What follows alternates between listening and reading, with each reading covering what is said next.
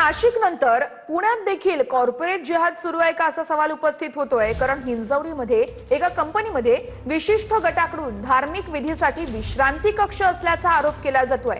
कक्षात मर्यादित कर्मचाऱ्यांनाच प्रवेश दिला असल्याची बाब निदर्शनास आली आहे। माधुरी मिसाळ यांचं पुणे पोलीस आयुक्तांना या संदर्भात पत्र आहे। सत्यता तपासा आणि संबंधितांवर कारवाई करा अशी मागणी माधुरी मिसाळ यांनी केली आहे।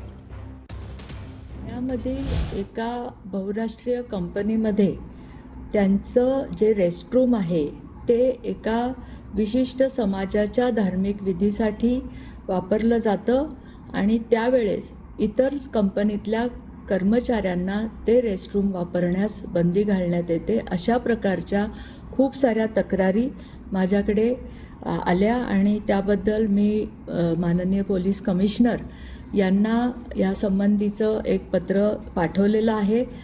त्यांच्याशी मी चर्चा केलेली आहे। अशा पद्धतीने जर एका कंपनीमध्ये अशा पद्धतीचं रेस्टरूम फक्त एकाच समाजाच्या धार्मिक विधीसाठी वापरलं जात असेल आणि कंपनीच्या इतर कर्मचाऱ्यांना तिथे जाण्यास मज्जाव होत असेल तर पोलिसांनी तिथे निष्पक्षपणे कुठलाही भेदभाव न करता याची चौकशी करावी आणि तात्काळ याच्यावर कारवाई करावी।